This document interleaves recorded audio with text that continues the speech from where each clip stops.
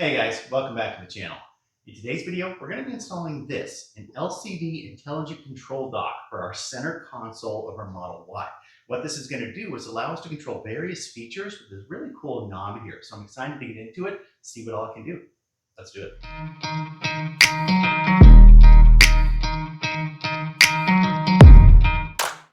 All right, guys, so unfortunately my microphone didn't work for the beginning part of this video, so we're going to be doing the unboxing and some of the wiring install from VoiceOver.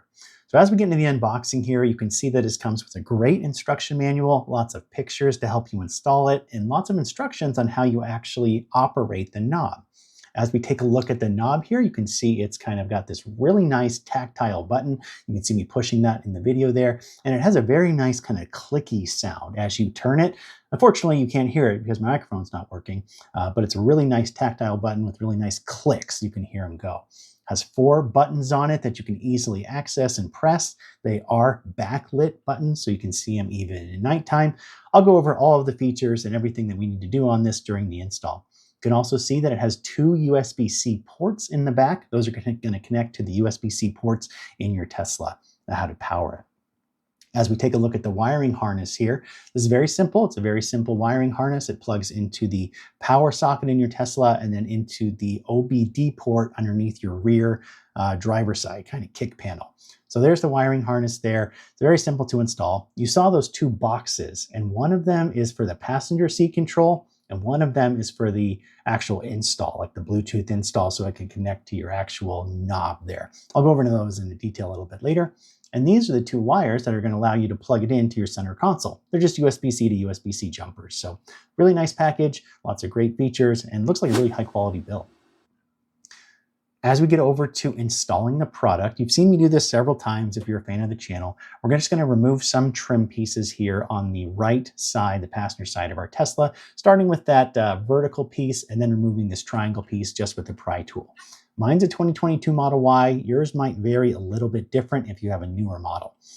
Right now, I'm getting into pulling off the weather stripping, and then there's a little push toggle, one of those little tiny push toggles you have to pull out with a pry tool that's holding this vertical piece of trim. Once you pull out that push toggle, I'll bring it up to the camera here so you can see it. That's what it looks like. You're just going to pull that little piece out, and then it'll reduce that expander. Once that's done, I like to get this entire plastic piece out of my way. It's just held in with clips down the side of your door there. Then you can get some close-ups of what this actually looks like. There's one more push toggle holding this piece of carpet together. Pull that out and get that out of the way. And then I want to highlight where you're going to install this kit. Down there is the actual power port. So I have several accessories daisy chained together. Yours will probably have something plugged into this port, but all you're going to do is remove that piece and put in the new one. Back in here is your actual OBD port. It's going to be blue. Again, I have several items plugged into my Model Y, so I daisy chain it all together. And so I'm going to be using an open port at the end of that daisy chain, which is right there. If you don't have any other accessories installed, you're going to find a blue port down in there. Next, I want to talk about the actual little boxes. This one says 3Y CAN bus. That's for your OBD port. That's the one I'm going to be installing. If you want to complete this installation the full way, you can do this passenger seat control box, but it does require you pulling off more trim underneath your passenger seat and kind of moving some things around over on that side. I didn't want to have to do all that. For me, the functionality wasn't worth the install of doing the actual passenger seat modification. All it does is allow your knob to move your passenger seat forward and back, and allows the back to move forward and back. I didn't need that functionality on mine, so I skipped that part of the install. So we're just going to be installing the actual CAN bus box that it held right there at the end. So I'm going to work on unplugging the actual power port. Right here, there's a little clip on it that you just kind of depress in, and you can pull that up. Grabbing the wiring harness, just find the open power ports. There's really only one it can fit in. You're not going to mess anything up. And see how it's like a jumper? That's where you're going to install it together. One side connects right there. There's a very nice satisfying click when you install these. And the other side's going to go right back to where we removed the last piece. So you're just going to jump all these things together. It's just to get power. Make sure you have it lined up the right way, Jeff. Come on. All right. So once you get done there, you're going to go back and actually plug in the other side into that blue OBD port down inside, kind of in there underneath that trim. Since I have other accessories, my open slot is kind of way up near the top here. So I just go ahead and find that open slot and plug it in, hear that nice click. Last thing we're going to find is the port for that 3Y CAN bus box. That's what allows this thing to talk to the knob. So go ahead and plug all that in, and that gets the power and gets the communication over to that knob area. Next is just going to be a time lapse of me putting everything back. Just kind of reverse the process of what you did, put everything back in a way, and we're pretty much good to go with the next part of the install. Now that we have the wires all installed over on the right side, we're going to go ahead and install our expansion dock right here. This is where it's going to fit. I'm going to show you how to install it, and then we'll go over all the features. So right down in here, you can kind of see them. There's two USB-C ports. There's one there and one over on that side. So that's what we're going to be using to power our little expansion dock here. So using the little two USB-C jumpers that came included with the kit, we're going to go ahead and get those plugged into the back of this device, as well as down there in my center console. So it might be a little bit tricky to see, but I'll show you guys exactly what I'm doing. We're going to take the straight side of the USB ports and put them into the back of the actual control dock there. There's one. And then this side is going to be two. And I have them kind of facing towards the back, right? So when I put this in, they'll plug right into those USB-C ports. So I'm going to go ahead and kind of put this down and position it so I can actually kind of see what I'm doing. A little tricky to find, but there's one. And they're not very long cords. I don't think they wanted a bunch of extra cords just flopping around in here. So there's two. So, okay, cool. I got them plugged in. You can see the dock kind of light up with some different colors. You can see that ambient lighting right on there and the little logo on the screen. So let's just go ahead and give it a test. If I push it, yeah, it gives me my AC control, volume. We'll go through all of these features here in a little bit. But cool, it's working right away, so I like that. Let's test it before I actually install everything and make sure it works. So if I click the AC, go ahead and turn that up. Ha! Perfect! Turns up my air conditioning. I can feel the blowing air right there. You might be able to hear that on my microphone too. So push that again, turn it back down. Sweet. Ah, that's cool. Okay, so let's go ahead and get this kind of turned in and get it installed. So what you need to do is kind of put it at an angle here, and you'll see there's like a lip on this side and a lip over on this side. You're going to set it on that lip, and it has these little bumps. I don't know if you can see that, but one bump there, one there, here and here. Those are going to kind of give it the leverage it needs as you twist this in to stay put. So we're just going to kind of twist it. It is a pretty tight fit, so don't be afraid to kind of use a little leverage and pull it all the way back. And there you go. Now you can close this. You have perfect kind of seamless integration all the way around. I can still use my little tray here where I have my garage door opener and my sunglasses. Doesn't affect any of that. It looks really good. I already like the red, but we'll go through all the options here next. All right, so as we take a look here at the functionality of all these buttons first, and then we'll get into the actual knob here. So over on the left, you see it says Auto AC with actually a little picture of a mirror as well. One push turns it to auto functionality for your air conditioning at whatever temperature you have it set on your main screen. So right now I have it set at 70. This is going to turn on that Auto AC. If I want to turn that off, and you can kind of see it does turn on the backlight as to red. So now if I turn it, you can see that backlight of the red actually turned off, and that's just matching the color that I have it. If you hold this button for 2 seconds, it'll fold the mirrors. It folded my mirrors. So let's do it again. I'm going to hold that button again and show you. About 2 seconds, and it'll unfold the mirrors. So that's what that function, that first button kind of does. This one down here is your acceleration mode between chill and standard. I just like to leave mine on standard. I don't have the performance or anything like that. So that's kind of what I leave that one on. That one doesn't have a long press functionality, so there's nothing else there. Over on this side is your child lock, as well as moving the actual passenger seat. So one push and it turns on your child lock of your actual window. So now your rear windows won't go down. One push again releases that child lock. If I were to install that control box underneath my passenger seat and to long press this, it would actually move my passenger seat forward and back.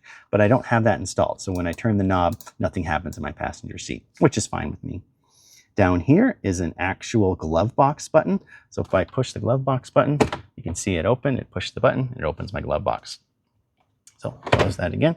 We'll do it one more time so you can see it all, hopefully at the same time. Glove box button open. So really nice to not have to have a bunch of presses to get to the glove box. I like that. And then the long press on this one as well would move my passenger seat back and forth again. So No need for either of those in my configuration. You might like that, but for me, I didn't need it. All right, let's go over all the functionality of the knob next.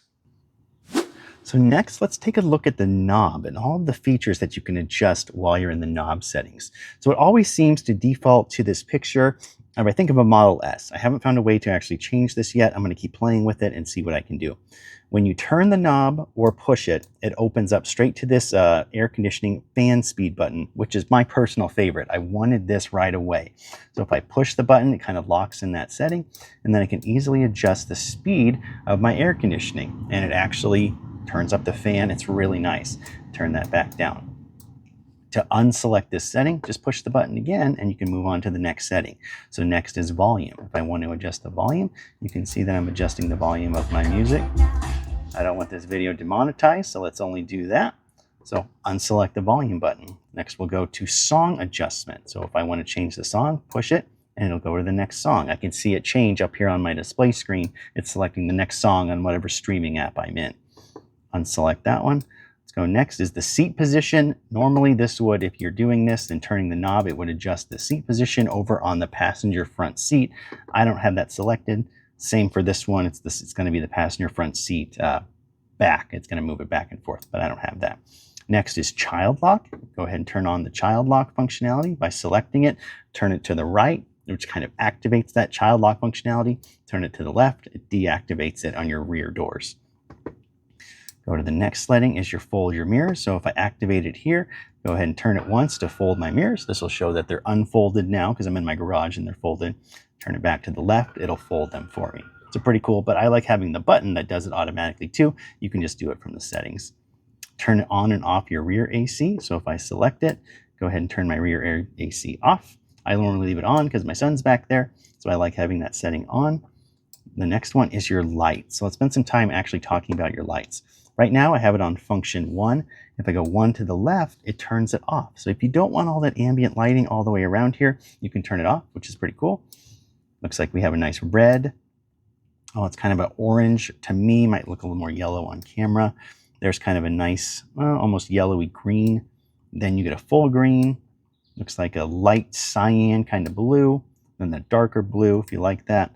Looks like a purple. This is kind of another orangey kind of color. 9 gets into kind of a more muted yellow. And auto is kind of fun. This cycles through all the colors. So you can see it's green, kind of turns into a nice blue there, darker blue, and it just kind of like rotates. Now it's purple and blue, and it's kind of fun. Let's go back into it.